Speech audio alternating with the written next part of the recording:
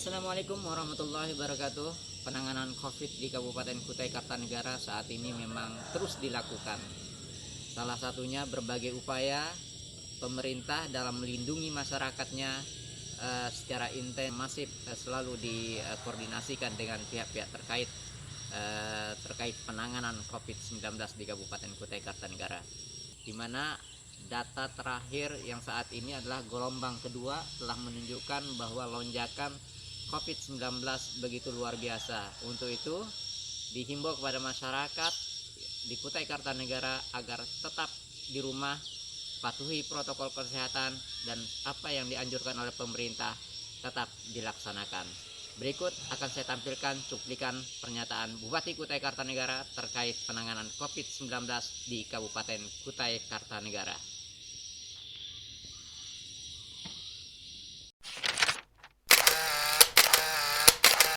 Langkah konkret yang menjadi kewenangan daerah.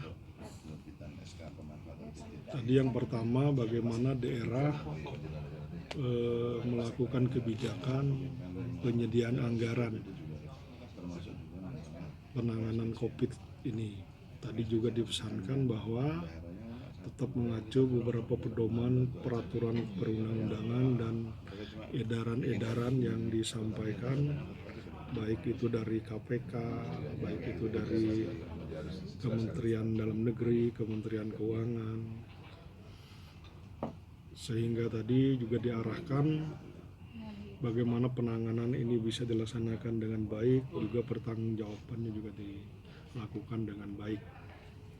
Yang selanjutnya juga tadi diarahkan bagaimana daerah sesuai dengan kewenangannya terus melakukan langkah-langkah konkret sama seperti yang sudah kita lakukan di Kutai Kartanegara. Kita sudah membuat rencana strategis, ada 3 bidang di sana, bidang kesehatan, bidang ekonomi, dan bidang sosial kemasyarakatan. Jadi tadi pada dasarnya intinya adalah sinergisitas gitu. Jadi bagaimana sinergisitas antara pemerintah pusat dengan pemerintah kabupaten kota. Itu pada dasarnya tadi yang disampaikan. Insya Allah di Kutai Kartanegara, karena memang sudah ada secara konsepsionalnya, ini tinggal operasionalnya lagi. Kita basis datanya memang sesuai fakta lapangan dan beberapa data yang sudah terhimpun di beberapa dinas badan terkait, itu kita lakukan update lagi. Jadi misalkan sinergisitas yang tadi juga diarahkan, seperti kalau kita berbicara penanganan bidang sosial kemasyarakatan, kita di dinas sosial kita ada namanya program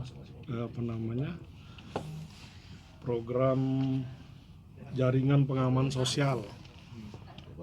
Misalkan sudah tersedia kegiatan dan penganggaran, ada bantuan bentuk sembako kepada warga prasejahtera yang mencakup sekitar 18.000 rumah tangga penerima. Itu dari itu kita perluas lagi di dalam rencana strategis ini. Tahap pertama ini tambahan dari kita sekitar 15.000 rumah tangga penerima.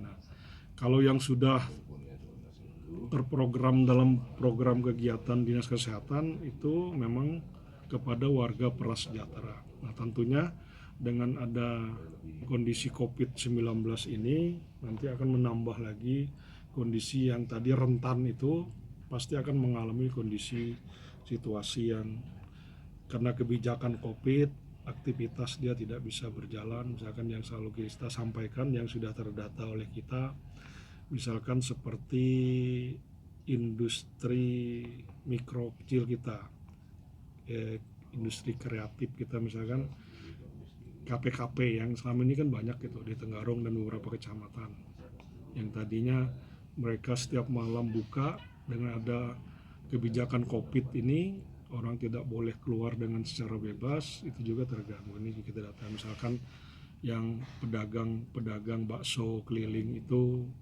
ini juga menjadi fokus kita. Itu yang bagian yang di luar rentan itu, yang masyarakat umum juga bagian nanti akan kita sasar. Memang pada situasi di dalam rencana strategis itu kita ada beberapa klasifikasi itu, jadi tidak sekaligus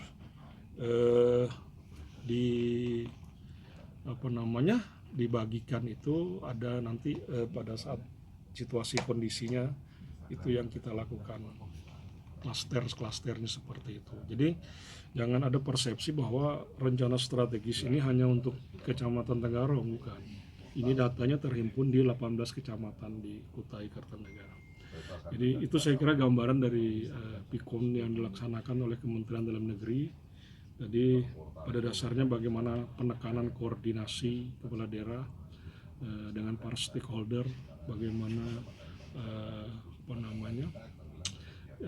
terintegrasi dengan baik, interkoneksinya dengan baik, sehingga keterbatasan yang ada di pemerintah kabupaten itu bisa bersinergi dengan kekuatan potensi yang ada di daerah masing-masing. Saya kira itu dari bagian garis besarnya, tapi pada dasarnya apa yang bagian diarahkan tadi sudah kita laksanakan di Kutai Kartanegara.